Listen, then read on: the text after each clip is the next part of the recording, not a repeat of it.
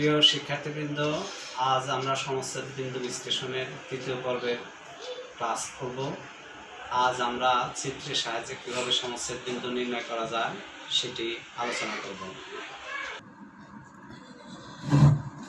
সমচ্ছেদ বিন্দু বিশ্লেষণের তৃতীয় পর্বে রেখাচিত্রের মাধ্যমে সমচ্ছেদ বিন্দু নির্ণয়ের পদ্ধতি নিয়ে আমরা এখন আলোচনা করব। এর জন্য আমাদের লাগবে তিনটি বিষয়। এক, মোট বিক্রয় রেখা।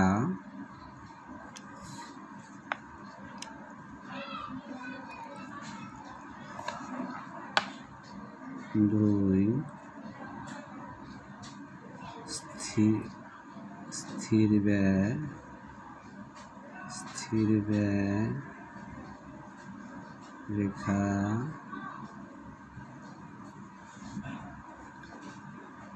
এবং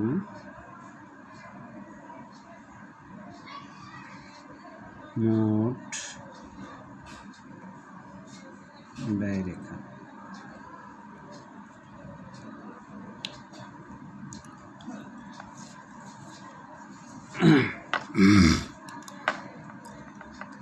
এই রেখাগুলি বের করার পূর্বে এদের পরিমাণগত দিকটি আমাদের বের করে নিতে হবে। সেই পরিমাণগত দিকটি কিভাবে বের করে সেটি আমরা এখানে দেখি। স্থির ব্যয়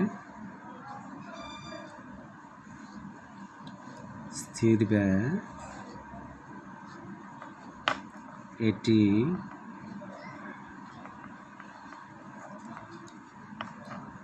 দেয়া থাকে।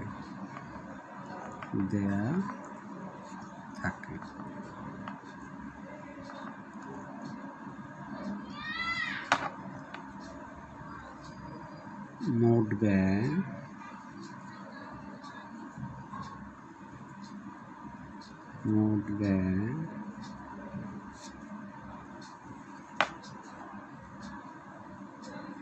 একক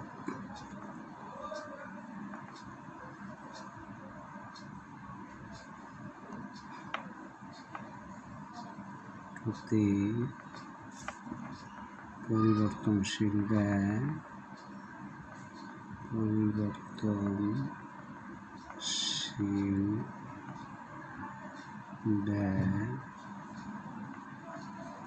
গুণন মোট বিক্রয় যোগ স্থির ব্যয়।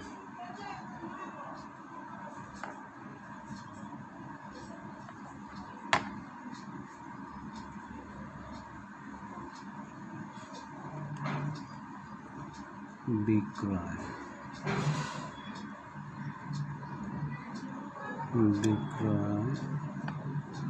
সমান একক প্রতি বিক্রয় মূল্য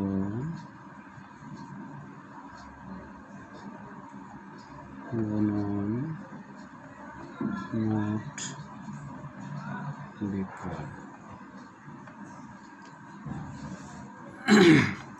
এখন আমরা একটি উদাহরণ লক্ষ্য করি।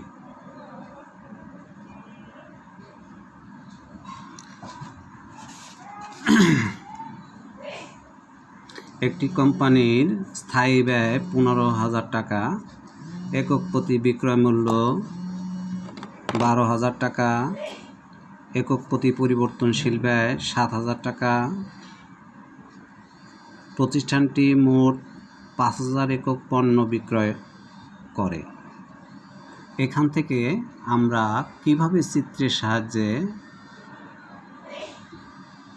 বিইপি অর্থাৎ সমচ্ছেদ বিন্দু নির্ণয় করে সেটা আমরা দেখাবো।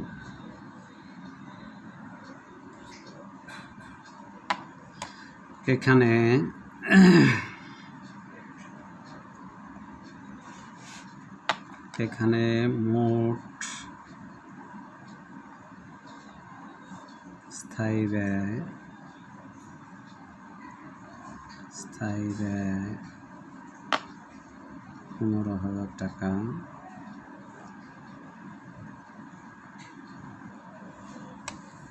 মোট বিক্রয়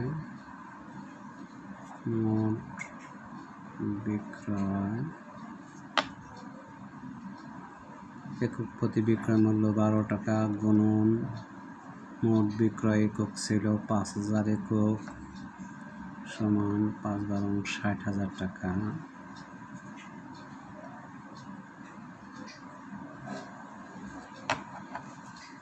মোট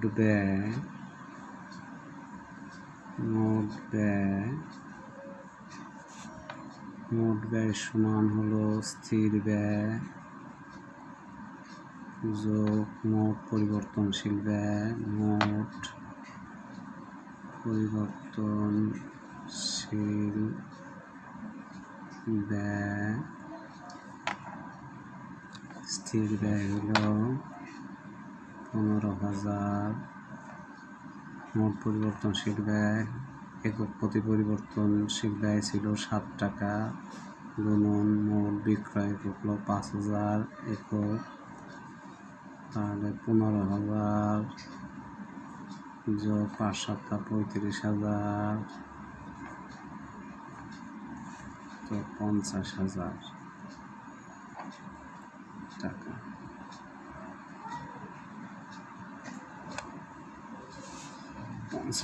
টাকা।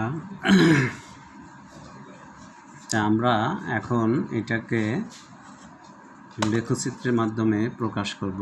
এই জন্য আমাদের একটি গ্রাফ পেপার লাগবে এবং সেটি গ্রাফ পেপারে এই অঙ্কগুলি প্রদর্শন করব। আমরা একটি গ্রাফ পেপার নিয়েছি।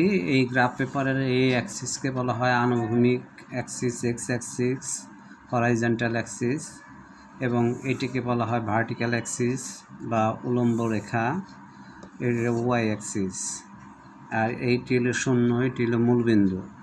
আমরা এই রেখায় দেখাবো উৎপাদন একক।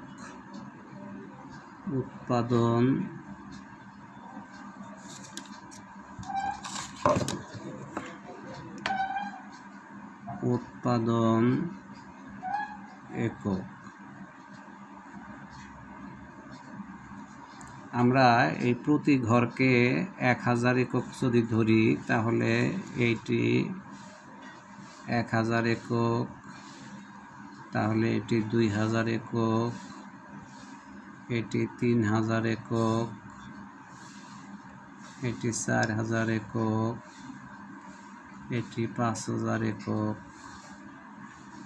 আমাদের যেহেতু এখানে মোট বিক্রয় একক ছিল 5000, অতএব আমাদের মনে খেয়াল রাখতে হবে যে আমাদের সবগুলি রেখা এই 5000 একক বরাবর যেন এসে থেমে যায়, তাহলে রেখাচিত্রটি সুন্দর হবে। আর এই ওয়াই অ্যাক্সিস উল্লম্ব রেখা, এটিতে আমরা দেখাবো ব্যয় এবং আয়। এক্ষেত্রে আমরা প্রতিটি ঘরকে 10,000 একক করে নিতে পারি।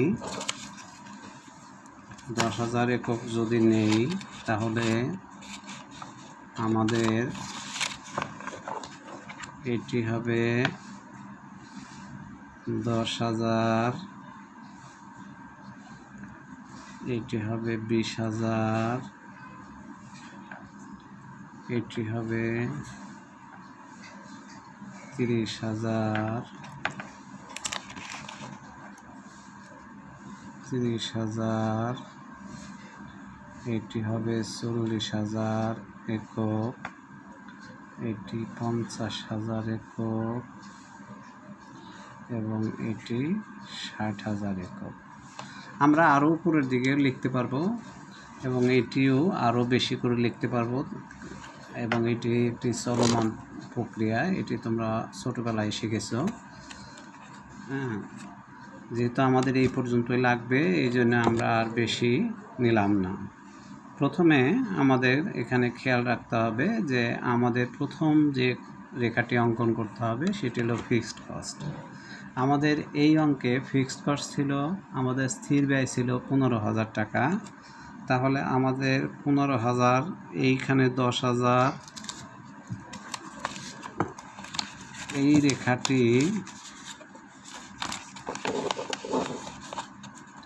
এই রেখাটি 10,000 বরাবর আছে, এটি 20,000, মাঝখানে এই একটা রেখা আছে, এটি হলো 5,000 অর্থাৎ 15,000 বরাবর। তাহলে এখান থেকে 5,000 বরাবর একটি রেখা অঙ্কন করি। এটি হলো 15,000-এর জন্য।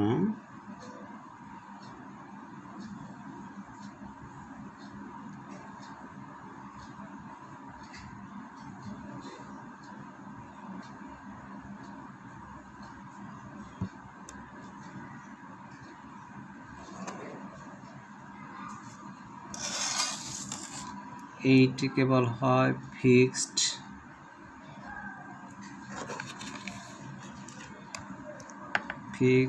Cost line. এটিকে বলা হয় ফিক্সড কস্ট লাইন। এবার আমরা আঁকব মোট বিক্রয়। আমাদের মোট বিক্রয় ছিল 60,000 টাকা।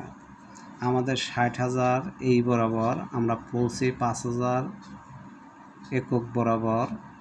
এই রেখাগুলি সব এই বরাবর আসবে, 5,000 বরাবর আসবে। তাহলে 5,000 বরাবর আসলে এটি হলো 60,000-এর বিন্দু।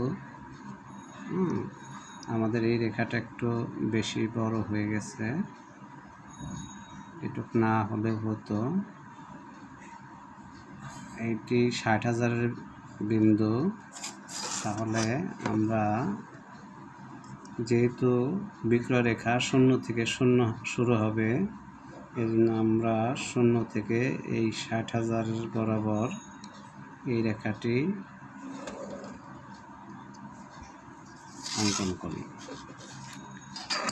এবার আমাদের মোট ব্যয় রেখা, এটাকে বলা হয় TCL, total TSL sales line, total sales line, TSL, total sales line.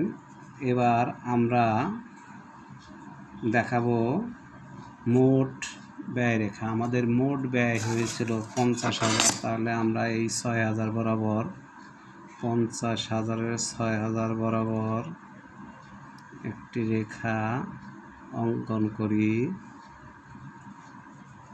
যেহেতু আমাদের ফিক্সড কস্টের সাথে যুক্ত হয়ে আমাদের মোট ব্যয় রেখা অঙ্কিত হয়েছে, সে কারণে এটার সাথে এটা আমরা যোগ করে দেই। তাহলে আমরা পেয়ে যাব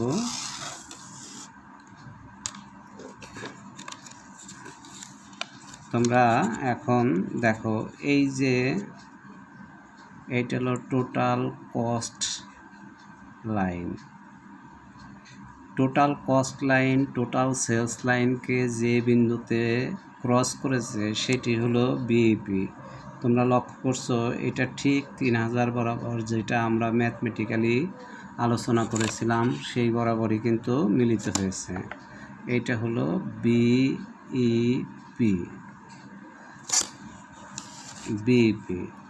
তাহলে আমরা এখান থেকে এই পর্যন্ত এইটুক ছিল ফিক্সড কস্ট, এখান থেকে এই পর্যন্ত এটি হলো ভেরিয়েবল কস্ট, আর এখান থেকে এটি হলো প্রফিট।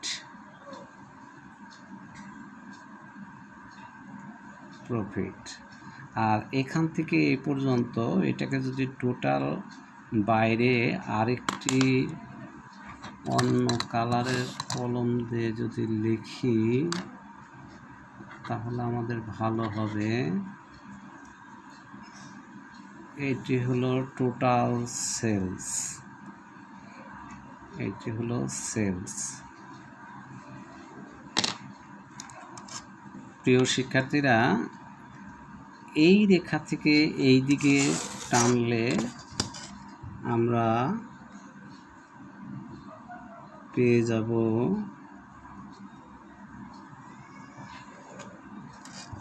3000 একক। আবার এদিক থেকে এইদিকে টানলে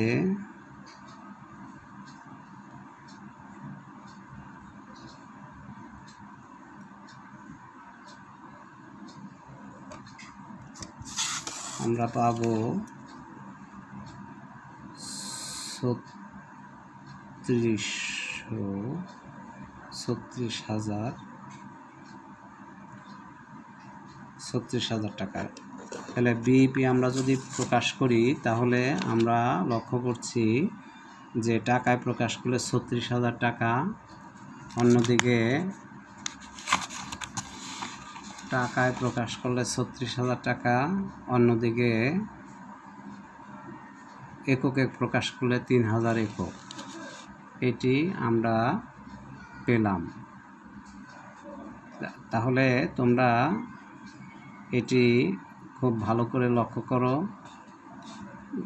গ্রাফে কিভাবে এটি প্রকাশ করতে হয়।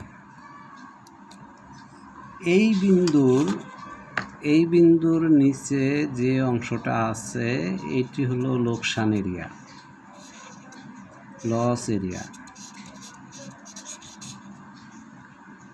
এটা হলো আমাদের লস এরিয়া।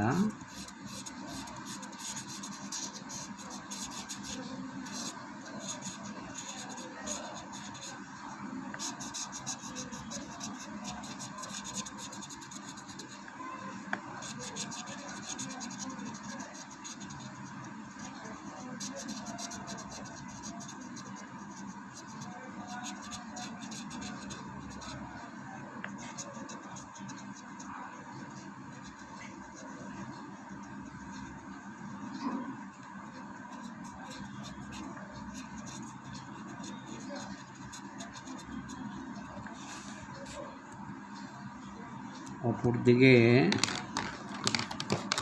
এই বিন্দুর ডানে যে অংশটা আছে এটি লাভ এরিয়া, প্রফিট এরিয়া,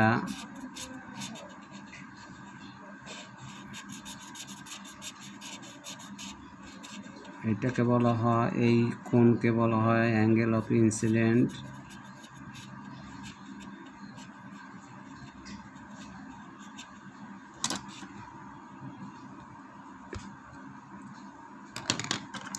তাহলে বিইপি বিন্দুতে আমরা যে বিষয়গুলি পেলাম সেগুলি যদি আমরা সংক্ষেপে এখানে বর্ণনা করি তাহলে কি দাঁড়ায় যে বিইপি বিন্দুতে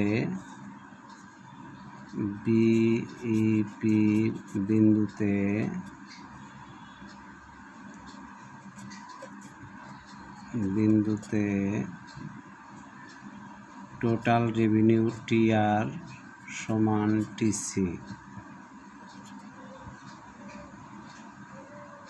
এবং বিইপি বিন্দুর ডান দিকে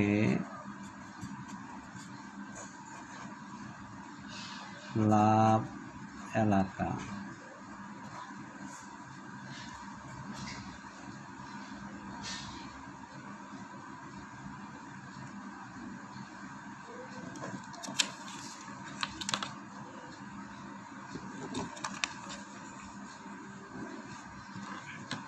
তোমরা এই চিত্রটি খুব ভালো করে দেখো, চিত্রটি জায়গা সংকলন হচ্ছে না, এই জন্য দেখতে একটু সমস্যা হচ্ছে। তোমরা দেখো, তোমরা বই থেকে আরও ভালোভাবে দেখার চেষ্টা করবে, তাহলে আরও ভালো হবে।